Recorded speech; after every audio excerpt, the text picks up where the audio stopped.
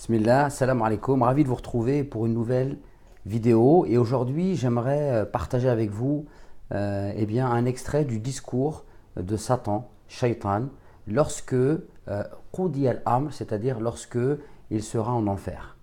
Alors Allah subhanahu wa ta'ala dit وَقَالَ الشَّيْطَانُ لَمَّا قُضِيَ الْأَمْرِ إِنَّ اللَّهَ وَعَدَكُمْ وَعْدَ الْحَقِّ وَوَعَدْتُكُمْ فَأَخْلَفْتُكُمْ وَمَا كَانَ لِيَ عَلَيْكُمْ مِنْ سُلْطَانٍ إِلَّا أَنْ دَعَوْتُكُمْ فَاسْتَجَبْتُمْ لِي فَلَا تَلُومُونِي وَلُومُوا أَنفُسَكُمْ. Ce qui signifie dans le sens des versets, et quand tout sera accompli, c'est-à-dire voilà, le jugement a été effectué, les gens qui doivent aller en enfer, qu'Allah nous en préserve, sont en enfer, les gens qui doivent aller au paradis sont au paradis.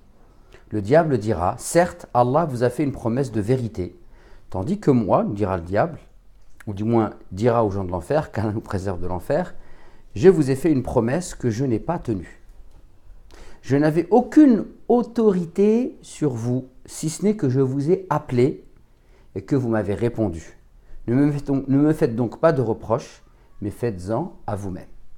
Ce verset-là, à mon avis, mes chers frères et mes chères sœurs, il est fondamental pour comprendre la relation qui existe entre l'homme et le diable.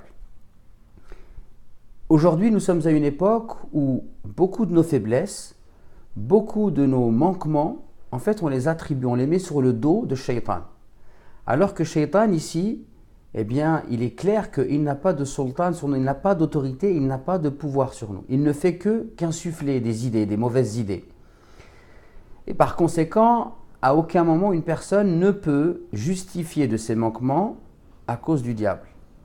Et on le voit bien aujourd'hui dans notre perception des choses, dans notre discours. En fait, on rejette beaucoup de nos fautes sur le diable.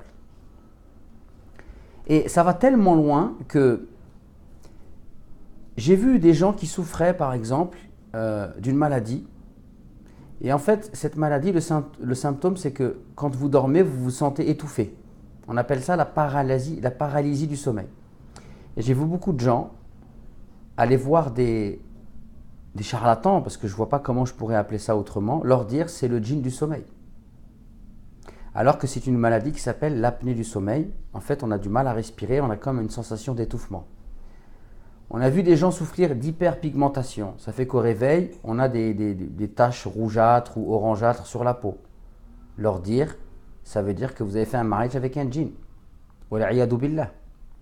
Alors, juste pour avoir un point de repère religieux, c'est que l'invisible, tout ce qui relève de l'invisible, personne ne peut prétendre quelque chose si ce n'est une chose qui a été attestée dans les textes. Mais là, aujourd'hui, concrètement, quand une personne a des taches rougeâtres, le fait de dire c'est un djinn qui s'est marié, qui peut prétendre cela? Ont-ils vu, ont-ils assisté à ce mariage? D'où sort-il ce genre d'informations? Quand quelqu'un vous dit on vous a fait de la sorcellerie, il est en France et il vous dit qu'on vous a fait de la sorcellerie dans votre pays d'origine, en Afrique, en Algérie, au Maghreb, au Maroc, en Tunisie, comment le sait-il? Donc il faut, je pense, revenir à des choses sérieuses et revenir finalement au fondement de l'islam, c'est que nul ne peut affirmer quelque chose sans avoir une preuve bien établie. Sinon ça s'appelle du mensonge, c'est une arnaque. Et vous le voyez bien ici à travers ce verset où le diable s'exprime. À aucun moment le diable n'a une autorité, donc il ne faut pas lui donner plus de pouvoir, il ne faut pas lui accorder plus d'importance qu'il n'en a réellement.